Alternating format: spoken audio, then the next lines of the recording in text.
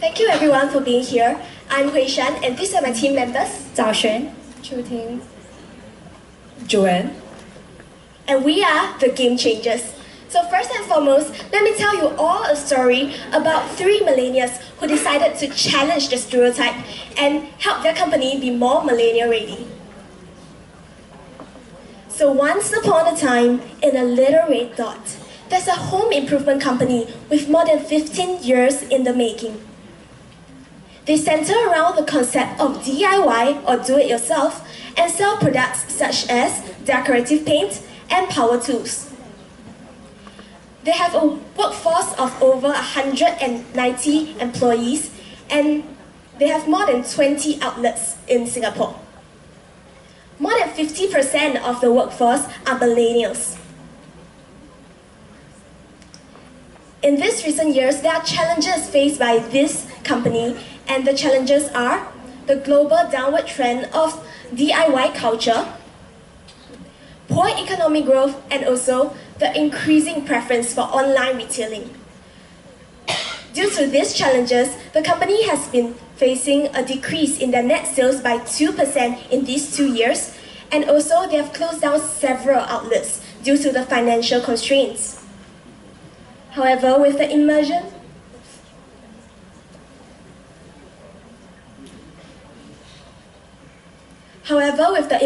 of the millennial workforce in the industry, they have faced with a new challenge, which is engaging the millennials. Speaking of which, here are our millennials now. Hey Chu Ting, come and see what they're saying about us. They're saying that we're entitled, always looking out for instant gratification, and they're even calling us the strawberry generation. what? Strawberry generation? Yeah. You see, this is why people have a poor impression of millennials. Don't even mention about it. I just had my performance review with our boss and she gave me a poor grade. What do you mean? I have been working hard for the entire year and she gave me a grade in C. She gave me a poor grade of C in one of the sections just because I did something wrong 2 weeks ago. That is so unfair. How can she actually appraise you based on the recent incident? And why do we only have one performance review each year? Yes. Now, I don't even feel motivated to work anymore. Precisely. I've always been looking forward to community involvement program in our company, but due to financial constraints in recent years, they're either put on hold or discontinued. Yeah, same goes with the team building activities. I heard that they're actually trying to remove the annual company dinner and dance. Yes, this is one of the rare opportunities for us to interact with our superiors and colleagues from other outlets and departments. At this rate, I don't even feel motivated to work anymore. You know what? We should change this game around. And with that, our heroines have stated the 3 issues faced by the millennials. Firstly, is the lack of consistent performance conversations whereby the company does not provide timely feedback. Secondly, is the lack of CSR activities which have been put on hold for several years. And thirdly, the lack of opportunities to build team rapport due to the financial constraints. After that day, they have decided to call themselves the Game Changers. They then went on to do a research on the millennials' perspective on job motivators. They went on to interview their colleagues from both the headquarters and also the retail side. They surveyed over 120 millennials in total. Hey guys, why don't we try to help Joanne first? As such, I have an idea. Let's look at a survey first. According to a survey conducted by Success Factor in 2014, there's an obvious preference within our millennials for quarterly feedback over annual feedback. As such, let me introduce our recommendation. Our recommendation is named Meet at Home. Meet at Home is an initiative which aims at enhancing our company's performance management procedure. Under Meet at Home, there will be a performance conversation conducted every 3 months, not forgetting our existing annual review at the end of the year. So, how do we go about conducting these conversations? Firstly, before the conversation, employees will reflect on his performance and fill in a checklist indicating the tasks he has performed well. During the conversation, employees and supervisors can discuss on certain positive or negative factors that may have led to a difference in performance. To end off the conversation, supervisors and employees can discuss on the career aspiration and goals of the employees. This is to ensure that there's a two-way communication between supervisors and employees. So, what's so good about Me at Home? Firstly, it allows the documentation of each individual past performance. As such, supervisors and employees will be able to make a more informed and accurate review at the end of the year. Also, it minimizes the occurrence of supervisor appraising employee based on recent incident, just like what happened to Joanne. Secondly, with a standardized conversation framework, supervisors will be able to do a follow-up easily to ensure that employees are constantly improving themselves. Also, supervisors will be able to identify poor performing employees and send them for the relevant training before the problem gets worse. Not forgetting our good performing employees, supervisors can actually take this chance to appraise them. This is to let employees know that their hard work will ultimately be recognized. As such, we believe that Me at Home is able to make our company a millennial-ready organization. Apart from tackling our performance management procedure, what else can we do?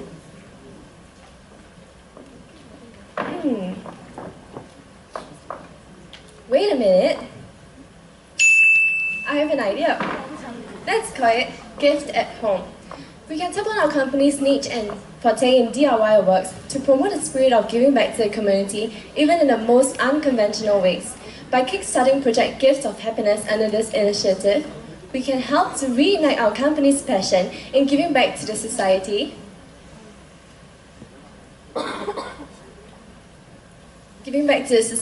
and to spread this spirit amongst our colleagues. With millennials like us placing strong emphasis on aligning our personal values to the corporate values, I'm sure that bringing back CSR activities will definitely be a form of employee engagement for us. Just like this lamp in my hand, this project aims to bring warmth into the home of many families by encouraging innovative and creative employees or even members of the public to take part in this annual competition to design a gift for the underprivileged families through the use of recycled materials. For instance, the lampstand can be made from recycled wine bottles, or the lampshades can be made from recycled metal wiring, or even designs and decorations personalized by the contestants. This gift strongly encourages innovation and creativity and promotes the culture of DIY. But most importantly, it carries the sincerity of the maker and brings happiness to the recipient even in the most simple way. In addition, employees who are interested in this initiative can take part and form a team and use the company's laboratories and the headquarters to take part in this initiative. This can also be a form of interactive platform for them for team building and to build their team rapport. This can also be a way for upper management to show their support for this initiative as well. Lastly, with the advanced technology, social media can come into play by allowing the contestants to make use of social media platforms such as Facebook to gather votes for their gifts, which will eventually contribute to their final scores at the end of this competition. Through the use of social media platform, it can also help to spread the word of the culture of spreading the spirit of giving back to the community to an even larger audience beyond this competition. Not only that, alongside this activity, we can also help with the Keep Singapore Clean movement by introducing a corporate beach cleanup movement at various designated locations across the entire island.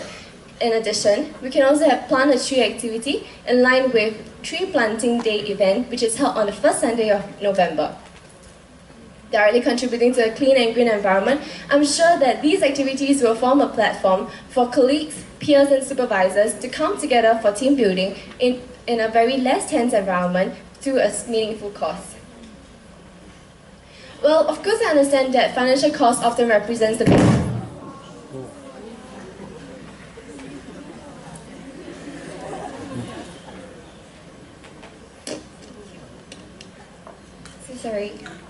Well, of course I understand that financial cost often represents the biggest arguments against adopting CSR as its policy. However, with collaborations and various sponsorships from either non-profit organizations, institutional or even commercial partners can allow these initiatives that I've mentioned and my partners have mentioned to make these initiatives be held with minimal financial and human manpower resources. Take MediaCorp's Saving Gaia and various other CSI initiatives for instance. Just earlier last year, as part of Radio Gives Back charity event, MediaCorp provided 80 needy families with a year's worth of household necessities as part of a celebration for 80 years of radio broadcasting in Singapore. This initiative was sponsored and supported by various sponsoring partners, in which our company can also take part in this initiative for helping us to save on costs. This will definitely make this initiative cost-effective and help in being beneficial, spreading the word of giving back to the community. Let me share with you one of my experience in taking part in a very, very meaningful CSI activity in my previous company. அவங்க ஆனந்தத்தை என் கண்ணால பார்த்தேன். அவங்க என்னை கட்டி பிடிச்சுக்கிட்டு என்னை ஆசீர்வாதம் பண்ணாங்க. அதோட இன்னும் அவங்க எங்களை ஊக்கப்படுத்தினாங்க. அவங்க முகத்துல சந்தோஷத்தை பார்க்கும் பொழுதும் குழந்தைங்க ஆனந்தமா ஆடுறத பார்க்கும் போதும் நிச்சயமா இவங்களுக்காக இன்னும் நிறைய செய்யணுங்கிற எண்ணம் மனசுல தோணுது. அவங்க இன்னும் முன்னேறணும், அவங்களுக்காக இன்னும் நிறைய செய்யணும். Thank you for sharing, True Team. Engaging employees through CSR is definitely helpful in ensuring a motivated group of employees. And of course, team cohesiveness also plays a part in this as well. Deco at home certainly sounds fitting, and since 74.7% of the millennials that we have surveyed regard their relationships with their colleagues as one of the top 5 motivating factors at their work, Deco at home would involve the participation from all full-timers and part-timers from the headquarters side and the retail division in decorating the workplace together during festive season. They will be grouped according to the departments and outlets respectively, so as to facilitate better interaction and building better rapport. Deco at home will be held in the form of a competition where each group is tasked to create its own design concept of their decoration, and following the theme of the 5 selected occasions, namely Chinese New Year, Hari Raya Puasa, National Day, Deepavali, and Christmas Day. The plans of the decoration, ranging from the types of materials used and the colors to adopt, should begin 1 month before the actual day of the occasion, and the completion of the decoration should be completed 1 week before the actual day. Thereafter, the organizing committee will visit the workplace during the week prior to the actual day of the occasion and provide scores of the decoration based on criteria such as creativity, DIY technique, and content. The scores from the 5 different occasions will be combined, and each highest scoring team will be awarded a prize at the company's annual dinner. This is with the intention of driving innovative ideas from the employees themselves. For example, there will be a boost in the creativity score should one uses recyclable materials. Recyclable materials also encourages the spirit of CSR while forming new products from existing ones. In addition, using recyclable materials also denotes little or no cost incurred. Deco at home hence provides the opportunities for employees to engage in frequent communication during the planning and execution of the decoration plan. During such festivals, the colleagues can also share with one another interesting facts about the festivals so as to increase their cultural awareness, leading to an increase in mutual understanding and communication. After all, teamwork is like a chopstick. With one, you can break it easily. But with a bundle, it's nearly unbreakable. So akin to these bundle of chopsticks, and teamwork is like this bundle of chopsticks. When a team is close-knit and strong in camaraderie, more tasks can be accomplished at work. I wonder how it would be like if... What a pleasant surprise for this. I wonder how it would be like if all our recommendations are implemented. What a pleasant surprise for the 3 employees. 1 year later, the home improvement company's human resource department decided to adopt the game changers ideas of meet at home, gift at home, and deco at home. Together with their millennial colleagues, they have been visibly happier when they are at work. Not to mention that they have also been more motivated despite having a piled workload towards the end of the year. This is because they have been consistently engaged, which led to an increase in their productivity at work. Revenue has improved too, as retail employees have been actively drawing customers into the outlets, increasing the chances of purchases.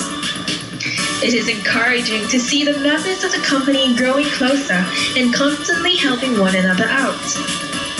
The family-like culture has even contributed to the company's achievement of being the Employer of Choice of the Year. With bright smiles on their faces, they live happily ever after.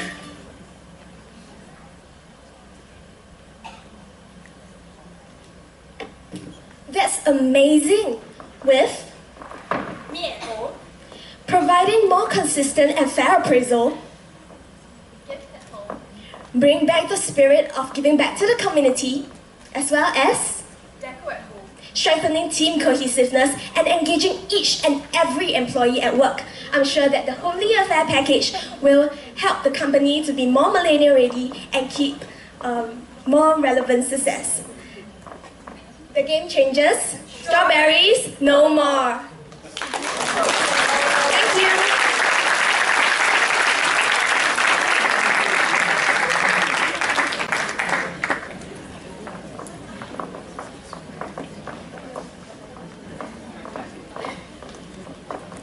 Ladies, thank you very much.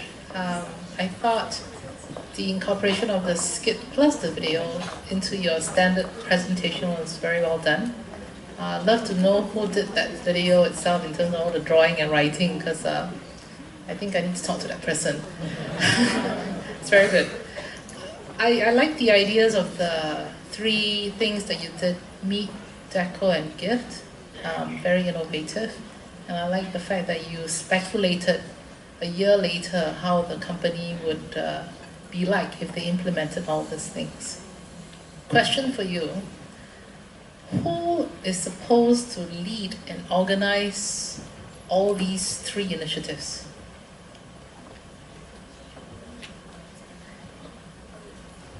So based on our research on the company, they actually have a previous fun at homes initiative. So these three of the recommendations that we have are actually building up on what they have existing. And they actually have a social committee in the company that is in charge of this kind of bonding activities and employee engagement activities. Yes. Is that a combination of HR people together with the business, or is it just entirely HR, this social committee? Or rather, what would be your recommendation? Our recommendation would be a representative from each of the departments, so that it's better for interdepartmental activities such as the CSR and the other recommendations. And also, HR has to play a role in coordinating the entire team and also the events itself. Adding on to what she mentioned, we feel that the whole bulk of our presentation actually builds on engagement rather than attracting and retaining, because our company does not face such bonds in attraction and retention. So we feel that in terms of employee engagement, HR actually holds the key in leveraging like human resources in a company to come together as one. So they are like the key driver for success in whichever initiatives that we have to actually propose to you guys. So like what she said, we will have a representative from each department to actually come together, but most likely HR will be the one leveraging on these human resources to combine all the efforts into one.